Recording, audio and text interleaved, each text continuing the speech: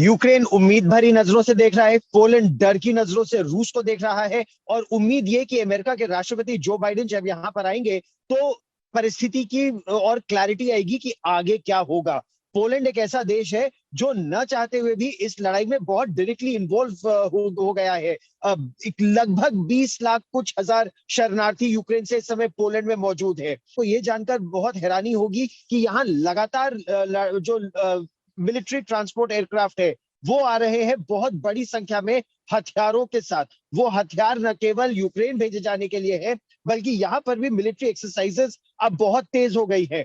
Poland को खतरा यह है कि अगर रूस सफल होता है यूक्रेन में तो अगला निशाना पोलैंड ही होगा। हालांकि अंतर यह है कि यूक्रेन नेटो का सदस्य नहीं है, पोलैंड नेटो का सदस्य है। लेकिन क्या अगर व्लादिमीर पुतिन की और रूस की शक्ति इस तरह बढ़ती गई तो क्या वो इसको मानेंगे? क्या हम असल में थर्ड वर्ल्ड वॉर की तरफ धीरे धीरे आगे बढ़ रहे हैं आने वाले महीनों और वर्षों में? तो इसीलिए पोलैंड अपनी सुरक्षा को बढ़ाने के लिए लड़ाकू विमान मांग रहा है, F-16 मांग रहा है, पेट्रियट मिसाइल्स मांग रहा है, surface to air defence systems मांग रहा है। और वो ये चाहता है कि जो जो गलतियां यूक्रेन से हुई वो गलतियां उससे ना हो, उसकी सुरक्षा पहले से ही बिल्कुल सुदृढ़ हो। और इसकी तैयारी अभी से ही बहुत बड़े तरीके से उसने करना शुरू कर दिया है और वो लगातार इन हथियारों की मांग कर रहा है। जिस तरह से खतरा पोलैंड पर अब मंडरा रहा है, जब कमला हैरिस अमेरिका की उपराष्ट्रपति, उन्होंने मनोबल बढ़ाने का प्रयास किया, उन्हें बहुत ज्यादा सफलता नहीं मिली। इसीलिए अब राष्ट्रपति जो बाइडेन खुद आ रहे हैं।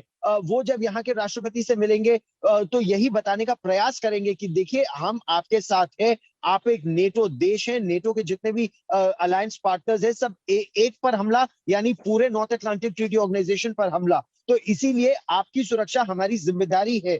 उसके लिए क्या कारगर कदम उठाए जा रहे हैं, चाहे वो पेट्रियट मिसाइल सिस्टम की बात हो, चाहे F-16 लड़ाकू विमानों की बात हो, चाहे एंटी टैंक गाइडेड मिसाइल्स की बात हो, ट्रेनिंग टैक्टिक्स, ट्रूप डिप्लॉयमेंट, ये सब अब बड़े तरीके से किया जा रहा है एक डिफेंसिव मैकेनिज्म में। लेकिन उसी के साथ साथ जो अमेरिका के कॉन्ट्रैक्टर्स, मिलिट्री कॉन्ट्रैक्टर्स हैं जो हथियारों की सप्लाई कर रहे हैं, वो भी पोलैंड के ही रास्ते से यूक्रेन में जा रहे हैं और वो हमको दिख भी रहा है यहाँ पर। लेकिन उसका खतरा क्या है? उसका खतरा ये है कि जिस तरह से वो मिसाइलें और रॉकेट्स लेविव में या इवानो फ्रांको में आके गिरे, यानी पोलैंड की सीमा से महज 20 किलोमीटर दूर, वो मिसाइल का खतरा इस तरफ भी आ सकता है।